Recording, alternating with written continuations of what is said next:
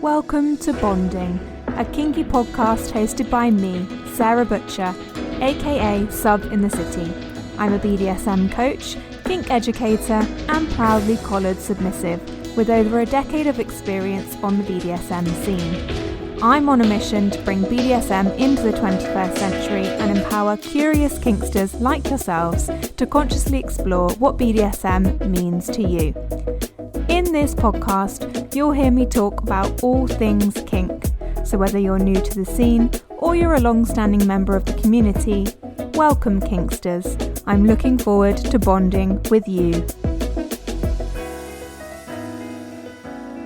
Hi, Sub in the City community. Welcome back to the podcast. Before we dive into today's episode, I just wanted to give a huge shout out to those of you who have kindly shown me support this week, as I have been banned from Instagram. This is so frustrating, as this is the main platform where I share my content, and I've worked hard over the past few years to build a really strong community of nearly 5,000 of you. Now, Instagram tends to go after educators in the sexual wellness space, don't ask me why, but I've recently had my account deleted twice now in the past couple of days, and while social media is not the be-all and end-all, it is a huge part of my business and my community. So if you have a spare 5 minutes, I'd really appreciate you reporting this ban as a mistake to Instagram, and you can do this by going to your Instagram page, settings, help, report a problem. Then leave a message saying Sub in the City has been wrongfully suspended and that I provide educational content which is incredibly valuable to the community. Please reinstate this account. In the meantime, and if we can't get my original account reinstated, please go and follow my new account at subinthecity_, where I will start to rebuild my following and sharing my content for you again. And of course, you can also support me by downloading, liking and sharing this podcast to help raise more awareness. And make sure you're subscribed to my mailing list, as this will now be my main form of contact with you all, and where you will be able to keep up to date with my latest content, events and offerings. I'll pop the link in the show notes so you can subscribe. Anyway, let's get down to today's topic. Today, I want to talk to you about 2 words that are frequently bandied around in the BDSM world, and they are sub and space. Subspace is something that many kinksters are curious about, but it's something that is somewhat of a mythical creature in the BDSM world that gets talked about a lot, but many people are unsure if they'd even be able to identify it should they experience it. And as with anything mythical, there are stories, there are legends, and everyone's interpretation is different. Some will tell tales of the dangers and damages of subspace, and others will rave about it like a magical potion that will make you invincible. But does it really meet all the hype? Now, I cannot claim to be an expert on this subject. All I can share is my own experience of it, stories of other people's experience of it, and whatever information I myself have learnt from my own research and learning over the years. And this is why the concept of subspace is so elusive, because while there is some science behind it, it is a personal experience that is different for everyone.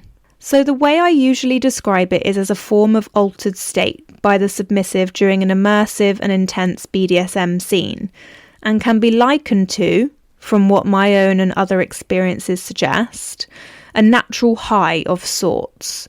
So for me, I find it to be like a transcendental meditative state, others an out-of-body experience, or even a runner's high, a kind of fuzzy, floaty, spacey vibe. Many accounts of subspace recall a kind of out-of-body, trance-like experience which can break down the barriers of vulnerability, pain thresholds, and ego states, enabling the submissive to fully surrender mind, body, and soul to their dominant. Sounds pretty woo-woo, right? You can certainly see that when you describe it like this, it sounds really intriguing, really exciting, and really scary all at the same time. And so it's easy to see why so many who enter the world of BDSM see this subspace as a kind of goal that they need to reach in order to be promoted into some sort of elite tier of the BDSM world. But this really isn't the case. Subspace isn't a certificate of achievement that you need to get to prove your kinkiness, nor is it a sign of how good a submissive or dominant you are to be able to get there. And let me tell you now, it isn't that common, and it doesn't happen to every submissive. And you know why? Because reaching any kind of altered state, you experience some kind of loss of inhibitions, an ability to fully surrender. And if we look at this altered state on a physiological level, it is a sympathetic nervous system response that releases chemicals that can have a drug-like effect on our body. The release of things like epinephrine and endorphins are what give us that floaty feeling, make us experience a heightened sense of arousal, and lower our pain threshold, which allows us to push our boundaries. But, as with any high, this has its risks too. A loss of inhibitions can cause us to not be aware of our hard limits, and a total loss of our pain receptors leaves us open to risk both physically and psychologically, which is why a safe space is so important when embarking on entering subspace. Because without a safe space, an anchor, the risk comes when subspace crosses over into total dissociation. And dissociation is a stress response or a trauma response that happens in the body to block out pain and other danger. And dissociation is not the intended experience we are trying to have when we enter subspace. Although a very similar one for some people, and the lines are very thin, the main difference is having those core foundations of BDSM solidified between each person before entering a scene, and that you're going to this place with intention. Because often when we dissociate, we're not doing that voluntarily. But subspace, we go there with intention. The core foundations being trust, communication, and mutual respect of boundaries. So submissives will not be able to enter subspace if they do not trust their dominant, if they cannot communicate effectively with their dominant, and if either dominant or submissive do not respect each other's boundaries. For those of you who have experimented with other altered states or highs in your life, you know what I'm talking about. You may have learnt how important it is to have a safe environment and safe people around you when embarking on that journey. Because in having those two things, it enables you to surrender to that journey you're wanting to take and enjoy it fully, what we'd refer to as a good trip, instead of resistance or doubt creeping in an unsafe or unstable environment, which is what may cause us to have a bad trip. And the same goes for subspace. That is where it can cross the line into dissociation if we don't feel safe. And the other word that I feel is super important, which I have already mentioned, and it plays a role in all of the experiences you have in altered states and in BDSM in general, and that is intention. If you don't enter a scene with intention, the submissive may not be able to fully surrender, focus, or reground themselves, and that leaves them vulnerable to a bad trip or a bad experience. Not only does it not feel safe for the submissive, but for the dominant too. Intention requires a co-creation of a power exchange in which both can express their limits and desires clearly, and also the commitment to learning how to hold the other in a safe space. For example, a dominant should be vigilant during a scene of the submissive's verbal and non-verbal cues, particularly as they start to enter subspace. Everyone will respond differently to this, but it's important to look out for inconsistencies in behaviour in order to constantly assess the safety of the submissive as they enter subspace. Now, of course, if you've never been there before, how are you able to tell your dominant what verbal and non-verbal cues might indicate you're not okay? How are you able to describe what it looks like when you're entering subspace? And of course, we don't always know how we will respond, which is why at least having an agreement on the cues for showing you are okay is a starting point for delving into this journey. And through time, your dominant will begin to learn more about your bodily and verbal cues that tell them that you're leaning into that vulnerability and surrendering safely and having a good time. So, safe words, of course, but also get very clear on your limits around the particular activity you're about to engage in. And it's super important that as the submissive enters this altered state, the dominant absolutely does not bend those limits further than agreed. Unless they feel they are able to get a coherent answer from the submissive, you need to stick to what you know. It's really important also for dominants to remember that they should not feel pressured to push the limits of the submissive when asked if they don't feel comfortable with it. It works both ways, and a submissive whose pain threshold has completely disappeared may be begging for you to hit them harder and harder and harder, but if that doesn't feel comfortable for you, trust your gut instinct. It's not right. Pull back and debrief later. My top tip when you're pushing boundaries like this and you're trying to reach this altered state is to just take things super slow. And if anyone's ever been scuba diving, random analogy I know, but everything is super slow, and because you cannot speak due to focusing on your breathing, everything else is communicated via hand gestures and body language. And actually you can treat altered states in the same way. To reach subspace, you're essentially diving into the depths of your kinks to fully surrender to them, exploring things that may bring up certain feelings or emotions. But the important thing is that you're doing it with people in a place that you feel safe, and you trust them to bring you back to the surface when you are ready. So just like going to the bottom of the ocean, when you enter subspace, your breathing should be slow and focused. If your submissive starts hyperventilating or breathing becomes erratic, it could be a sign of distress. If your submissive zones out or becomes unresponsive to your check-ins, this could be dissociation. And in those moments where perhaps your submissive does start to cross the line from a good trip into a bad trip, it's important that you know how to bring them back calmly and safely. Because it can happen to anyone. You could talk about all the limits, all the safe words, all the expected cues, but then something could trigger you and send you on the wrong path, particularly when experimenting with a kink that could be quite emotionally or physically taxing, such as consensual non-consent.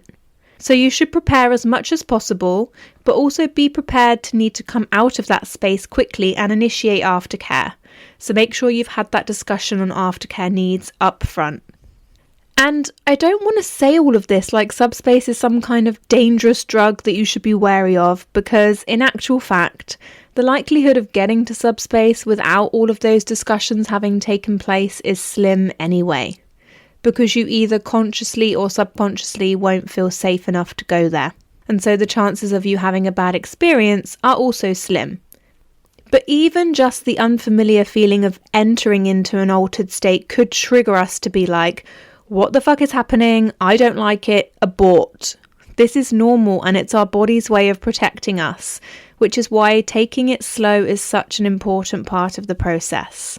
But that being said, subspace is so different for all of us. And while for some it might feel like letting go, for others it might feel like being incredibly present and grounded, a feeling of comfort and safety that allows you to be totally at one with your dominant in the scene that you're in.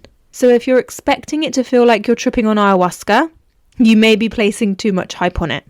And if you're now thinking, but Sarah, I trust my partner dearly, yet I've never experienced subspace.